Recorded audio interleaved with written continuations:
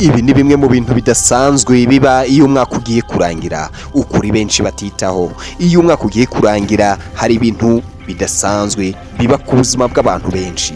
Abantu baratekereza cyane kuruta ibisanzwe, bamwe bagahindura imyitwarire batari basanganywe, abandi bakumva ko hari ikintu kibahamagarira mu mutima, si imyiyumvire gusa cyangwa se amarangamutima adafite ishingiro. Hari ibintu byimbitse kandi bifatika bibaho iyo umwaka ugiye kurangira, akenshi ugasanga biri kuba mu mitima ya benshi, abenshi ugasanga hari impinduka zibaye. Uyu munsi tugiye kurebera hamwe ibintu bidasanzwe biba mu bitekerezo by'abantu, mu mitima, mu mibereho y'abantu iyo umwaka ugiye kurangira. Ese hakorwa iki? Ese byaba biteye ubwoba? Bana natwe. Ese iyo umwaka ugiye kurangira kubera iki hari impinduka ziba ku bantu benshi bagiye batandukanye? Niba banye natwe bwa mbere, ibuka gukora subscribe. Ikintu cya mbere kiba nuko abantu benshi bibaza byinshi ku buzima. Iyo umwaka ugiye kurangira abantu baricara bakibaza, nageze he? Ese koko ibyo nari narapanze nabigezeho? Ese koko gahunda nari mfite byinshi nari narapanze? Aha niho uzasanga abantu benshi bari kwibaza byinshi ku buzima, bagatangira kwitekerezaho, ndetse ibyo bari biteze nimba byaragezweho, ibyo bari barapanze nimba koko uyu mwaka ugiye kurangira byaragezweho. Ese koko umwaka bagiye gutangira byaba bimeze bite? Iyo niyo mpamvu abenshi bakunda kwibaza ndetse bakitekerezaho ku buzima bwabo. Ni igihe ubwenge bukanguka bugatangira gusuzuma ubuzima, abantu benshi bagatangira gutekereza cyane, ndetse ugasanga abantu benshi umutima wagiye kure, intekerezo zagiye kure. Aribwo abantu benshi usanga bari kwibaza byinshi ku buzima bwabo, bakibaza ku ntego zabo ndetse n'ibindi byose bari barapanze. Icyo ni cyo kintu cya mbere abenshi biba. Icya kabiri, kwicuza bimwe ariko bigatuma umuntu akura. Abantu benshi bibuka amahirwe batakaje, bibuka igihe bataye, bibuka byinshi bakoze by'imfabusa, baricuza ndetse bigatuma umuntu akura. Bibuka amakosa bakoze mw'uwo mwaka, bibuka intego zabo bari barashyizeho, ariko ibyo bikabatera kwicuza kubera ko bimwe bitagezweho. Ariko kwicuza si bibi igihe bivamo isomo. Ni igihe bitanga isomo mu gihe bari kwicuza babona ko umwaka urangiye, ariko nariko bakomeza gutekereza, bakomeza kujya kure mu ntekerezo. Icya gatatu, icyifuzo cyo guhinduka. Iyo umwaka ugiye kurangira abantu benshi, hari abantu bahita bafata imyanzuro mishya, bagatangira gupanga bavuga uti imbere habo ese ni ibiki bashyiraho, bagatangira gushyiraho plani. Akenshi ibyo babitekereza igihe umwaka ugiye kurangira, abandi bagashaka gutangira ubuzima bushya. Aha ni handi abenshi batangira kuvuga bati ibyo twe turimo tubivuyemo, tugiye gutangira ubuzima bushya, tugiye gutangira indi mibereho, imikorere. Umwaka iyo ugiye kurangira uba nk'urupapuro rufunze, ugaha amahirwe urundi. Niyo mpamvu abenshi bicara ndetse bagashyiraho ibyifuzo by'impinduka mw'uwo mwaka wundi bagiye kwinjiramo. Aribwo abenshi batangira gupanga, bagashyiraho intego, bagashyiraho imikorere yindi bagiye gushyiraho, ndetse na gahunda zindi bagiye kugenderaho. Icyo ni kimwe mu kintu cya gatatu. Ikintu cya kane kiba kidasanzwe iyo umwaka ugiye kurangira, bikunze kuba ku bantu, ni ukwegera Imana cyangwa kwizera. Aha ni hahandi umuntu wese atangira kwizera Imana, asenga avuga uti Mana, dore warandinze, ariko nkweretse umwaka, nkweretse uyu tugiye gutangira, dore uyu mwaka ugiye kurangira, ariko n'uwo tugiye gutangira ubane nanjye. Abantu benshi nibo batangira kwiyegurira Imana ndetse bakegera Imana cyane, bakanizera. Abantu benshi bongera gusenga cyane ndetse bagatituriza, bagahamagara Imana kugira ngo basozanye umwaka Imana ibarinze. Aha niho abenshi bazizera Imana ndetse bagatangira kuyizera, bakibuka Imana cyane, kubera ko ibyinshi bikunze kubaho mu gihe uwo mwaka ugiye kurangira. Ni igihe abantu bemera ko batari bo bonyine bagenzura ubuzima, ahubwo ubuzima bugengwa n'umugenga wa byose, Imana yo hejuru. Aha niyo mpamvu abenshi bazakubwira yuko mu gihe cya nyuma cyangwa se mu minsi ya nyuma y'umwaka, abantu benshi basenga, bakizera ndetse bagatangira gusaba, banashyira Imana umwaka imbere uwo bagiye gutangira, bagakomeza kuyiragiza. Ikintu cya gatanu kiba kidasanzwe iyo umwaka ugiye kurangira, ni amarangamutima avanze.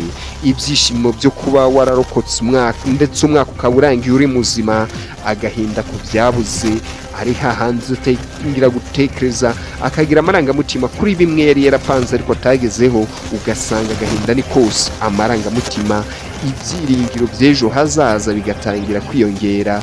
Umwaka iyo ugiye kurangira uzana amarangamutima menshi icyarimwe, ari hahandi utangira gutekereza ku byo utagezeho, ku byabaye ndetse n'ibindi biri imbere, unatangira kwiyegereza Imana. Ari hahandi amarangamutima aza ari menshi, uvuga uti ese imbere yanjye ahazaza hanjye bizagenda gute? Ibyo akenshi bizakunda kuba mu gihe umwaka ugiye kurangira. Ikintu cya gatandatu kiba iyo umwaka ugiye kurangira kidasanzwe ni uguhura n'abagize umuryango kurushaho.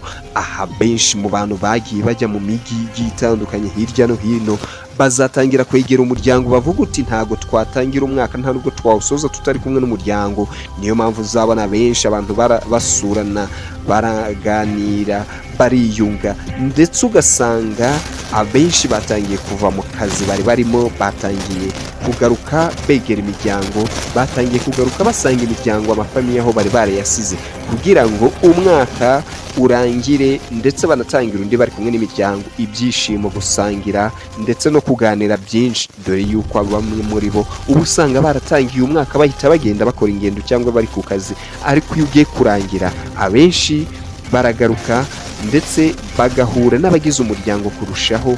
Aha ni abagize umuryango, ashobora kuba umukuru w'umuryango, ashobora kuba umutima w'urugo, aho ndavuga umugore cyangwa se abana, bamwe baba baragiye hirya no hino haba mu mijyi ndetse no hanze y'igihugu. Abenshi baba bashaka kurangiza umwaka igihe bari kumwe nabo babana mu muryango. Ni igihe imiryango yongera kwegerana, nubwo biba bitabaye igihe cyose, ariko muri iyo minsi usanga benshi bari kubikora kurushaho, usanga bari kongera guhura ndetse ugasanga ari ibintu byiza cyane kurushaho. Ibyo ni bimwe mu bintu abenshi bakunda gukora mu gihe umwaka ugiye kurangira. Ikintu cya karindwi kiba kidasanzwe ni igihe cyo guharanira amahoro. Iyo umwaka ugiye kurangira, usibye umuntu wenda waba utuzuye, ariko abantu benshi cyane bagaragaza kubaho mu mahoro, baharanira kumva babaho batuje. Abantu benshi barababarirana ndetse ugasanga mu byo bakoze bakicuza, ndetse ugasanga basabanya imbabazi, bashaka gusoza umwaka bafite umutima utuje.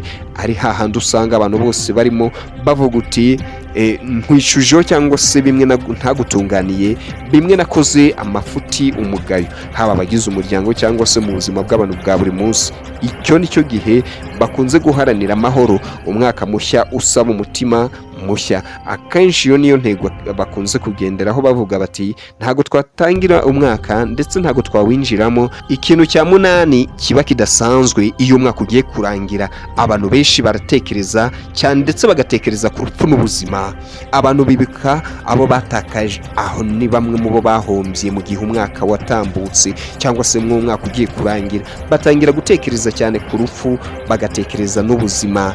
Ndetse aha ni hahandi bamenya agaciro ko kubaho, agaciro ko kugira ubuzima. Ariyo mpamvu igihe cy'impera z'umwaka kigira ubujyakuzimu bwihariye. Ariyo mpamvu abenshi bakunze kwiragiza Imana ndetse bagatekereza cyane bakanayiragiza kugira ngo ibarinde ubuzima ndetse barindire n'ababo.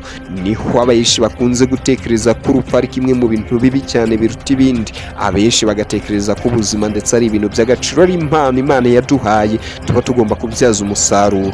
Niyo mpamvu abenshi usanga ibitekerezo byinshi biri ku rupfu. Ariyo mpamvu ibyo ari bimwe mu bintu bindi bidasanzwe bikunze kuba mu gihe cy'umwaka w'impera. Ikintu cya kenda ni ugutegura intego nshya, kwiga byinshi kugira ngo uzagere kuri byinshi, ugatangira gupanga gahunda zawe, gahunda ndetse n'intego ugatangira kuzishyiramo, uvuga uti uyu iki gihe nziga byinshi, nzakora byinshi. Kureka ingeso mbi, aha niho abenshi batangira gushyiraho intego yo kureka ingeso mbi, za ngeso ziba zarabananiye. Abenshi bakifuza yuko bagomba gusoza umwaka batangiranye ingeso nziza, batangiye kurekura bya bindi bituma batandukana n'Imana cyangwa se bya bindi bituma batagera ku ntego zabo. Abandi batangira imishinga nubwo bamwe batabigeraho, icyifuzo cyo gutangira gishya kiba gihari, kuko abenshi niho batangira kwitekerezaho bakavuga uti uyu mwaka turawusoje ndetse uyu mwaka wundi tugiye gutangira. Niyo mpamvu tugomba gushyiraho intego nshya, tugomba gushyiraho gahunda zindi tugomba kugenderaho kugira ngo tumenye byinshi, tugere kuri byinshi. Aho niyo mpamvu abenshi bazashyiraho intego, bagashyiraho imibanire ndetse bagashyiraho n'ibyifuzo bifuza kugeraho. Ikintu cya cumi gikunze kuba cyane iyo umwaka ugiye kurangira kidasanzwe ni ukwiyemeza kuba umuntu mwiza. abantu benshi baharanira kuba abantu beza, ariko abo bari kumwe cyangwa se ababegereye nibo bakunze gutuma batagera ku ntego zabo. Baharanira kumva bafasha abandi, kubana n'abandi neza kugira ngo bagire ubuzima bwiza. Abenshi uzibona ko batangiye gushyiraho intego nshya, kubana n'abandi neza, kubaho bafite intego, ndetse bagaharanira ko umwaka urangiye utera umuntu kwifuza kuba mwiza kurushaho. Icyo ni kimwe mu bintu abenshi bakunze kwiragiza, ndetse abenshi banifuza kuba bageraho. Nubwo abenshi bitabahira, ariko biyemeza kuba baba abantu beza, baba abantu bafasha abandi, bakaba abantu b'ingirakamaro, kubana neza n'abandi mu mahoro, kubaho ufite intego, uharanira byinshi byo kugeraho. Akenshi ugasanga nicyo gihe abenshi bakunze kubipanga, abenshi niho batangira gushyiraho izo strategy zose. Iyo umwaka ugiye kurangira, si imibare ihinduka gusa, n'umutima w'abantu, imyumvire yabo n'inzozi zabo bihinduka mu gihe gito. Ni igihe cyo gufunga igice cyashize no gufungura ikindi gifite ibyiringiro. Abantu benshi bakunze kumva ko uko byagenda kose hari ibyiza biri imbere, bakunze kwiyumvisha yuko hari ibindi byiza bagomba kugeraho. Ariyo mpamvu abenshi uzasanga bakomeze guharanira amahoro, bakomeje guharanira ibyifuzo, bagashyiraho gahunda nziza, ndetse bagaharanira kubaho mu mutuzo, babanye n'abandi neza. Niyo mpamvu abenshi mu bantu barangiza umwaka uzasanga babanye mu mahoro, bagiye kuwusoza basabanye imbabazi. Ibintu byinshi bidasanzwe, ugasanga kwicuza ni kwinshi. Ibyo ni bimwe mu bintu abenshi bakunze kuba bakora cyane. Niba nawe wumva hari ikintu kidasanzwe wiyumvamo iyo umwaka urangiye, sangiza abandi iyi video, kora subscribe kuri Mr. Skolele Kizito, dukomeze kuganira ku buzima, ku gihe no ku ntego zacu. Byinshi byiza, intego zacu akariba. Ariyo mpamvu aha niho musanga byinshi byiza, mukakura ubumenyi ndetse n'utundi dushya tugiye dutandukanye, haba mu bice bigize umuntu cyangwa se muri sosiyete.